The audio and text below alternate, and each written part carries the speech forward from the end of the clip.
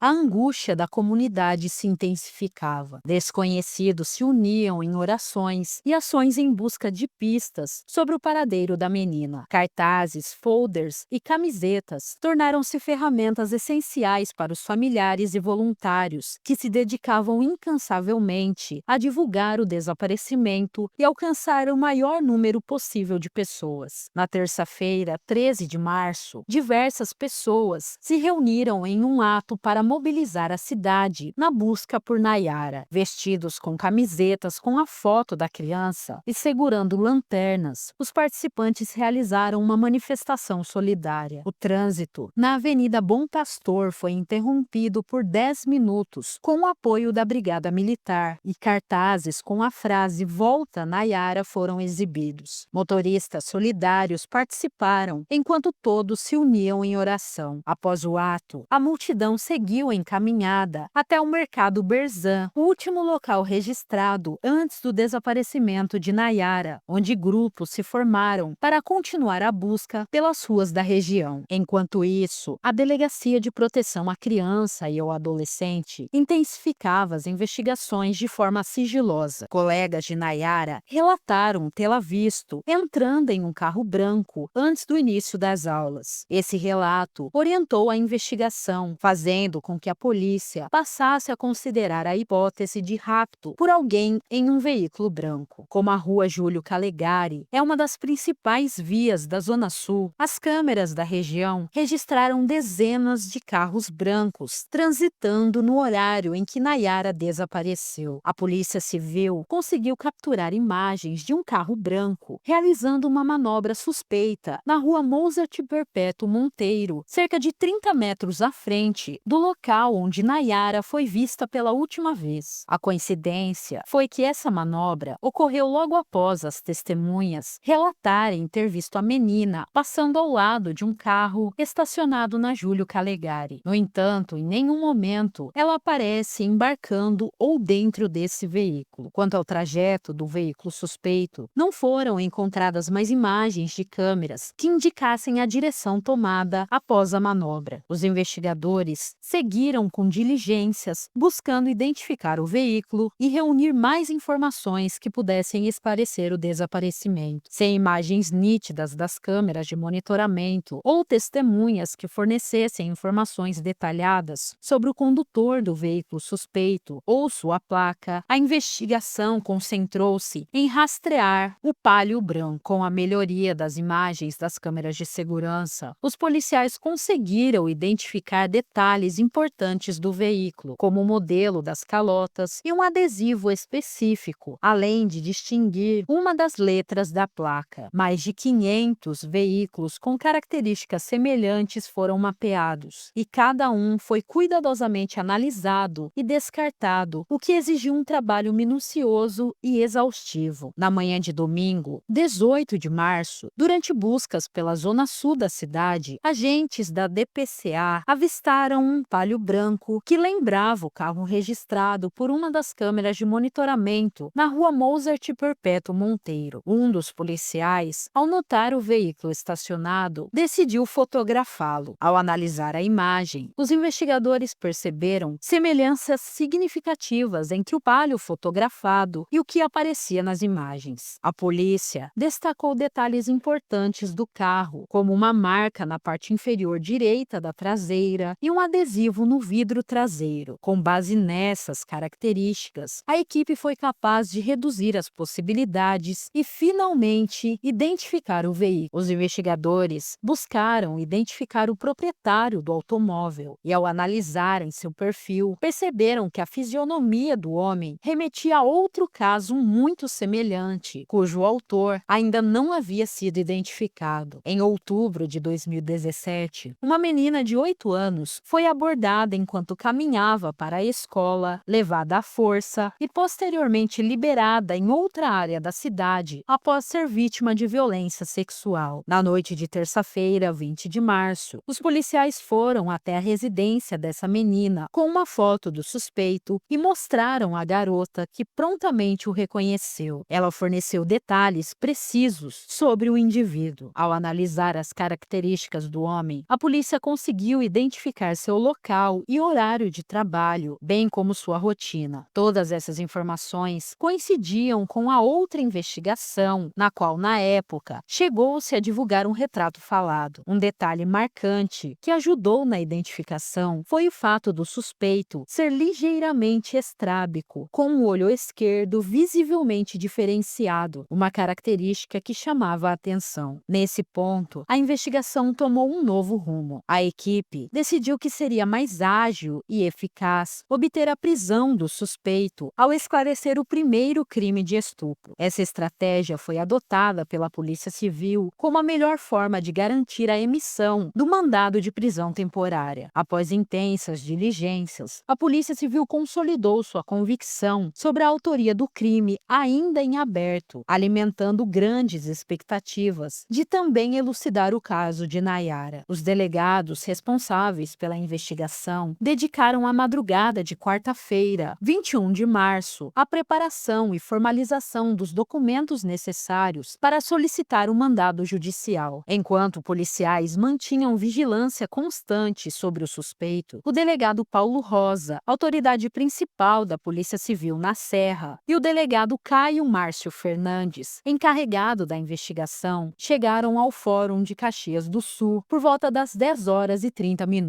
O objetivo era uma reunião com o juiz Rudolf Carlos Rentes, da Terceira Vara Criminal. Apesar de não ser um procedimento comum, a gravidade do caso justificava a abordagem excepcional. Após seguir os trâmites necessários, os delegados receberam um mandado judicial em mãos ao 12h15 daquela quarta-feira. Naquele momento, a ansiedade tomou conta dos investigadores e havia uma grande esperança de que o caso estivesse perto de ser resolvido, com a possibilidade de encontrar Nayara com vida. No entanto, a situação exigia cautela e paciência. A campana continuava até que finalmente, às 13h30 de quarta-feira, a prisão foi realizada. O suspeito foi detido quando chegou em sua casa, localizada na rua Armindo Luiz Rett, esquina com Otávio Bernardes, no bairro Serrano. O carro, utilizado no crime, um Palio branco, foi encontrado no local, confirmando ainda mais a ligação do veículo com o desaparecimento. Durante as buscas realizadas na residência do suspeito, os agentes encontraram um saco preto contendo roupas infantis. O homem foi identificado como Juliano Vieira Pimentel de Souza, de 31 anos. Logo após ser preso, Juliano confessou aos policiais civis que havia raptado e violentado Nayara, assim como a outra menina. Ele afirmou ter deixado Nayara viva em um local isolado após tê-la agredido em sua própria residência. Com base nas informações fornecidas por Juliano, os investigadores seguiram até uma estrada vicinal próxima à barragem do Faxinal, em Anahesh, uma região desabitada e cercada por mata. Chegando ao local antes das 15h20, a equipe encontrou a mochila e os sapatos de Nayara em um matagal a cerca de 800 metros da Rota do Sol, logo após a ponte sobre o rio Faxinal. O Corpo de Bombeiros iniciou as buscas às 16h35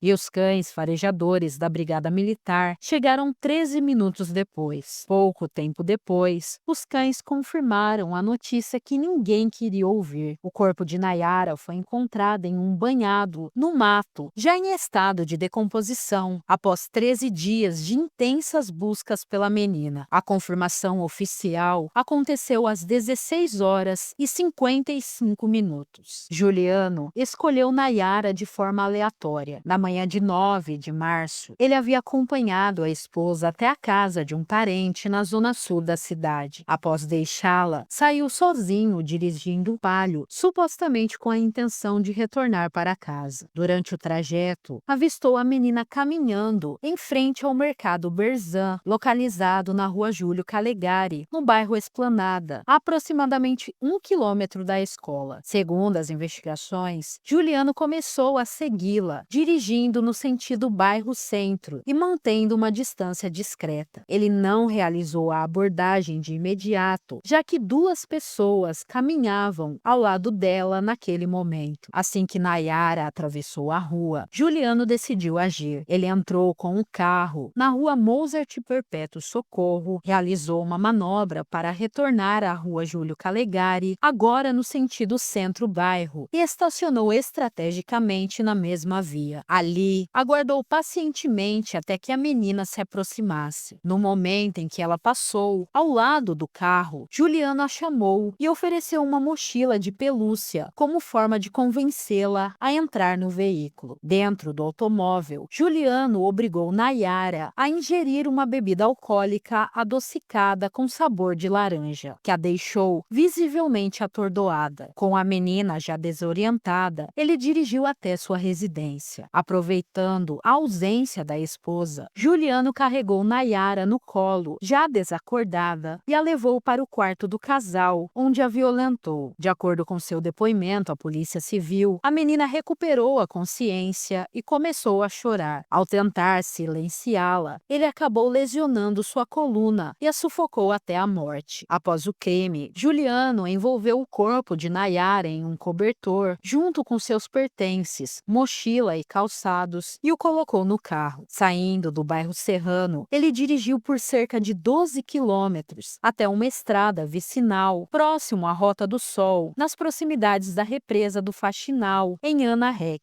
Nesse local, ocultou o corpo da menina em meio a um matagal. Primeiro, Juliano descartou a mochila e os calçados de Nayara, espalhando-os pelo caminho. Depois, aproximadamente 40 metros adiante, abandonou o corpo da menina, que ainda vestia as mesmas roupas usadas ao sair de casa, uma camiseta, uma blusa e uma calça cor-de-rosa. A investigação revelou que Juliano tinha o hábito de frequentar áreas próximas a escolas, exibindo um comportamento claramente predatório. No dia do desaparecimento de Nayara, ele estava afastado do trabalho com um atestado médico e teria visitado outras instituições de ensino antes, mas não encontrou nenhuma vítima em potencial até avistar a menina. Apesar de não possuir antecedentes criminais, Juliano foi identificado como autor de um crime semelhante ocorrido em outubro de 2017. Na ocasião, uma menina que estava sozinha foi abordada a poucos metros de sua escola por volta das 13 horas. Juliano abordou a vítima enquanto dirigia um carro, estacionando ao lado dela. Para atraí-la, disse que tinha um presente para entregar. A menina, que não o conhecia, confiou em suas palavras e entrou no veículo. Ele a levou até sua residência, onde cometeu o abuso. Após aproximadamente 2 horas, Juliano a deixou com vida em uma área isolada na zona sul da cidade. O delegado que conduziu as investigações, Caio Márcio Fernandes, afirmou que Juliano não havia sido preso por esse crime porque ainda não havia sido identificado. Após prestar depoimento na madrugada de 22 de março, Juliano foi transferido para o Presídio Regional de Caxias do Sul, onde foi colocado em uma cela individual para garantir sua integridade física. A Superintendência dos Serviços Penitenciários, SUSEP, ressaltou que sua responsabilidade legal é garantir a proteção de todos os detentos, independentemente do crime cometido ou em investigação. No dia seguinte, Juliano foi transferido novamente, desta vez para uma cela isolada, na penitenciária de Canoas, na região metropolitana de Porto Alegre. Um grupo de moradores de Caxias do Sul se reuniu em frente à delegacia de polícia da cidade. Com cartazes em mãos, eles clamavam por justiça e realizaram orações. Na madrugada de 22 de março, manifestantes realizaram um um protesto na BR-116, em frente ao presídio para onde o principal suspeito do crime havia sido transferido. O grupo bloqueou a rodovia nos dois sentidos, exigindo justiça. A via foi liberada pouco antes das 2 horas da manhã, após a intervenção das autoridades. Ainda na mesma madrugada, a casa alugada onde Juliano morava foi alvo de uma tentativa de incêndio. De acordo com o Corpo de Bombeiros, um líquido inflamável foi lançado na porta da residência. Os vizinhos rapidamente se mobilizaram para conter as chamas, utilizando baldes de água até a chegada das equipes de emergência. Quando os bombeiros chegaram, realizaram um trabalho de rescaldo para evitar que novos focos de incêndio surgissem. Segundo os relatos dos moradores, a casa estava vazia no momento do incidente. No dia 22 de março, Nayara foi velada em um ambiente de profunda comoção e revolta na igreja do bairro Esplanada, ao lado da Capela Mortuária Santo Antônio. O serviço funerário foi custeado pela Fundação de Assistência Social, que ofereceu apoio gratuito à família. Durante a tarde, uma missa de corpo presente foi realizada na igreja Santo Antônio. A igreja permaneceu lotada ao longo de todo o dia, acolhendo não apenas familiares e amigos, mas também uma multidão de pessoas que, mesmo sem conhecer a menina, compareceram para demonstrar solidariedade. Na entrada da capela, moradores do loteamento Monte Carmelo, onde Nayara vivia, organizaram um protesto pacífico, com balões brancos e palavras de ordem como Nayara vive e Nayara está aqui. Exigiram da prefeitura a construção de escolas mais próximas às suas residências, além de reforçar a necessidade de maior segurança para as crianças da comunidade. À medida que o ato chegava ao fim, o prefeito Daniel Guerra chegou para prestar suas condolências, mas foi recebido com questionamentos e manifestações de insatisfação por parte dos moradores, que expressaram a frustração com as promessas não cumpridas. A missa foi marcada por momentos de profunda reflexão, com apelos para que tragédias como a de Nayara não se repetissem. Por volta das 15h20, o caixão foi levado ao cemitério público municipal em um caminhão do Corpo de Bombeiros, seguido por um cortejo repleto de homenagens. Familiares, amigos e até desconhecidos expressaram sua dor e carinho, depositando flores, fazendo orações e acenando com lenços brancos enquanto acompanhavam o trajeto, mostrando solidariedade à família enlutada e à comunidade. Ao som de cantigas infantis e gritos como Nayara vive em nossos corações, a despedida emocionou a todos os presentes. A mãe de Nayara esteve presente no enterro da filha. Emocionada, Fabiana expressou o desejo de ter enterrado a menina em Vacaria, sua cidade natal. Diante do caixão fechado, Fabiana desabafou sobre a dor irreparável da perda, referindo-se a Nayara como seu bebê e sua caçula. Entre lágrimas, ela expressou a imensa dificuldade de aceitar que sua filha estava ali, sem a chance de uma despedida, e o sofrimento de encarar a dura realidade de um desfecho tão abrupto e cruel. O corpo de Nayara foi sepultado no cemitério público de Caxias do Sul. Sobre o caixão da menina foram colocadas flores e uma boneca que ela apreciava, em uma última homenagem carregada de simbolismo e afeto. Familiares, vizinhos, amigos e pessoas que se sensibilizaram com o caso compareceram à despedida, marcado por um clima de profunda tristeza e revolta diante da tragédia. A brutalidade do crime que vitimou a menina sensibilizou até mesmo os detentos do Presídio Regional de Caxias do Sul. Durante o banho de sol, eles rezaram o Pai Nosso em sua homenagem. Uma faixa foi colocada com a mensagem: Nayara, estamos de luto, também somos pais de família. A ação foi registrada por um dos presos e ganhou repercussão após ser compartilhada nas redes sociais. O vídeo, com 27 segundos de duração, encerra com uma salva de palmas. O episódio chamou a atenção da Superintendência dos Serviços Penitenciários, que realizou buscas na manhã de 23 de março e apreendeu o celular utilizado na gravação. O aparelho foi encaminhado à central de polícia para registro de ocorrência e investigação pela Polícia Civil. Os muros da escola onde Nayara estudava foram decorados com desenhos e mensagens de paz, simbolizando um pedido coletivo por harmonia e reflexão.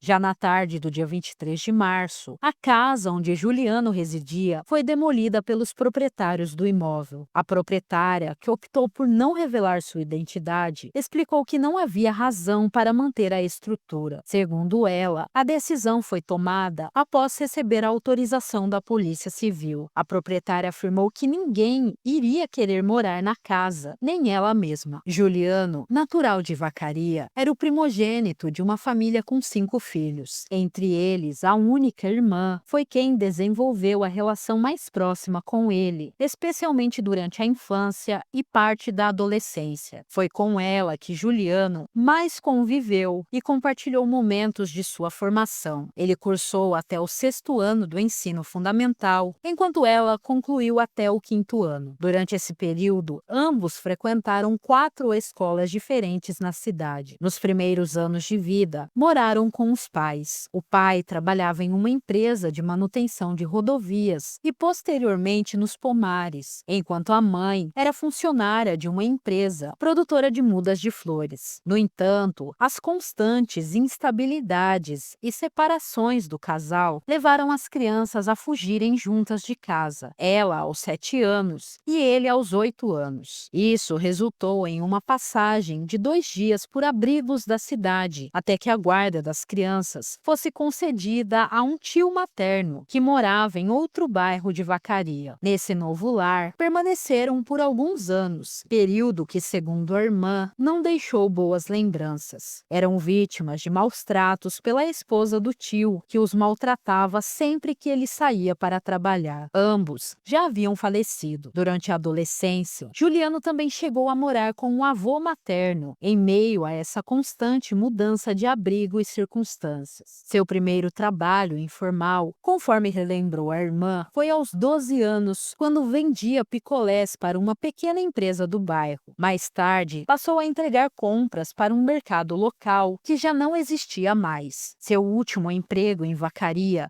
foi em uma floricultura onde permaneceu por anos. No entanto, a empresa mudou de endereço, passou a ter novos proprietários e funcionários e não havia registros de sua passagem por lá. Antes de completar 18 anos, Juliano conheceu a mulher com quem viveu até o dia de sua prisão, em 21 de março de 2018. Na época, ambos frequentavam a mesma igreja evangélica, onde se aproximaram e onde Juliano foi batizado. Para se casar, ele precisou da autorização do pai. Após o casamento, o contato com sua família tornou-se ainda mais raro. Seus pais, por sua vez, tiveram mais 3 filhos. A irmã não soube precisar exatamente quando Juliano se mudou para Caxias do Sul, mas acreditava que a mudança havia ocorrido cerca de 8 anos antes. Segundo ela, a decisão teria sido motivada por desentendimentos entre os familiares da esposa e outros moradores da região. Cerca de 6 meses antes do assassinato de Nayara, Juliano e sua esposa haviam se mudado para a casa alugada no bairro Serrano. O imóvel era simples, com 2 quartos, sala, cozinha e banheiro. O aluguel foi combinado diretamente com os proprietários, sem a formalização de um contrato. Desde 2013, Juliano trabalhava como operador de máquinas na mesma empresa, onde mantinha uma conduta profissional impecável. Ele cumpria o turno noturno das 17 horas às 2 horas. No entanto, na semana seguinte ao desaparecimento de Nayara, ele solicitou a transferência para o turno diurno, o que gerou estranhamento entre os colegas. Em casa, sua vida parecia tranquila e sem suspeitas. O casal, que não tinha filhos, mantinha uma rotina comum na comunidade. Vizinhos o descreveram como uma pessoa trabalhadora e não notaram nada de estranho no comportamento comportamento de Juliano. Nenhum movimento de crianças era percebido na casa. A esposa de Juliano tinha um grande carinho por crianças. Algumas vizinhas, inclusive, visitavam a casa para conversar com ela, frequentemente trazendo seus filhos. No entanto, após o ocorrido, a surpresa e o choque tomaram conta da comunidade, deixando os vizinhos desacreditados diante das revelações sobre o marido. Após os acontecimentos,